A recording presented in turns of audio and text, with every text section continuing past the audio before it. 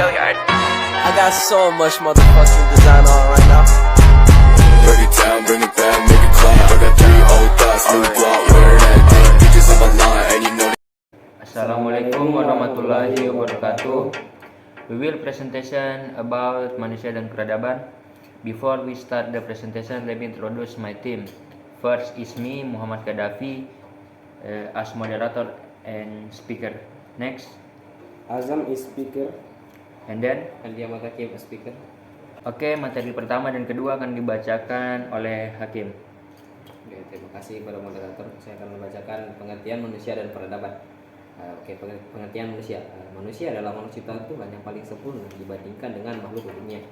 Karena manusia itu mempunyai akal dan pikiran untuk berpikir secara logis dan dinamis, dan bisa membatasi diri perbuatan yang tidak lakukan. Dan kita bisa memilih perbuatan mana yang baik, positif, atau buruk, negatif.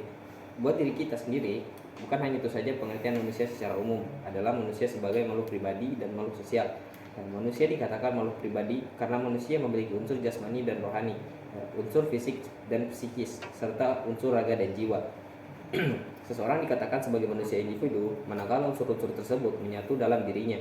Setiap manusia memiliki keunikan dan ciri khas sendiri. Tidak ada manusia yang persis sama. Dari sekian banyaknya manusia, ternyata masing-masing memiliki keunikan sendiri.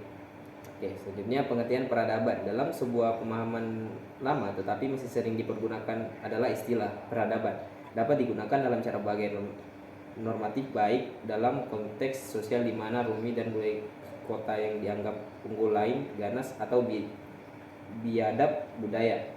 Konsep dari peradaban digunakan sebagai sinonim untuk budaya dan sering moral keunggulan dari kelompok tertentu.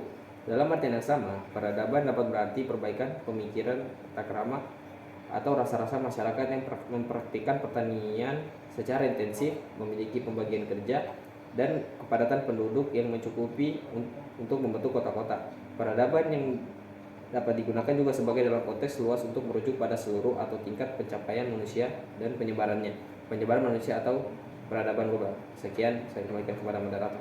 Oke, baik. Materi ketiga dan keempat akan dibacakan oleh Azam. Baik, langsung saja. Hubungan manusia dan peradaban.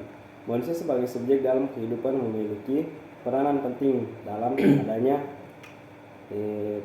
peradaban di muka bumi. Di muka bumi ini sebagai yang menjalankan, membuat dan melestarikan peradaban yang ada di muka bumi ini. Menurut Socrates, manusia adalah makhluk hidup berkaki dua yang tidak berbulu dengan kaki datar dan lebar. Materi yang keempat, contoh studi kasus. Zaman dahulu, manusia menanam makanan pokok lalu menunggu hasil berdasarkan kemampuan alam untuk memproduksi tanpa adanya pupuk kimia. Mungkin hanya dibantu dengan pemberian pupuk murni tanpa campuran. Tetapi sekarang tidak lagi ada karena ada perkembangan zaman seperti pupuk kimia. Contohnya seperti pupuk urea, pupuk Ponska, pupuk ZA, dan lain-lain. Dan itu akan menumbuhkan tanaman dengan cepat dan hasil yang diperoleh lebih banyak. Oke, baik. Terima kasih kepada kedua teman saya yang sudah membacakan materi 1 sampai 4, dan materi ke-5 akan saya bacakan, yaitu problematika peradaban pada kehidupan manusia. Problematika peradaban di Indonesia yang timbul akibat globalisasi diantaranya dapat dilihat dalam bidang bahasa, kesenian, juga yang terpenting kehidupan sosial. Kehidupan perkembangan teknologi yang begitu pesat terjadi transkultur dalam kesenian tradisional Indonesia. Peristiwa transkultur ini seperti itu mau tidak mau akan berpengaruh terhadap keberadaan kesenian kita.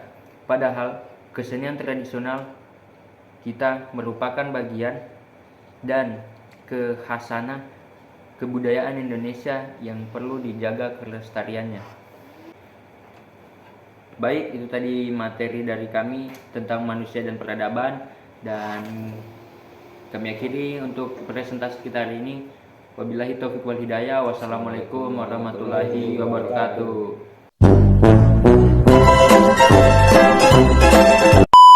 Oke, saya kembalikan kepada moderator. atau arti lainnya. Jadi aku tahu. Dapat dilakukan dengan menjadi anggota TNI. Assalamualaikum. 1, 2, 3. Assalam. Untuk berpikir secara logis. Ya. Oke.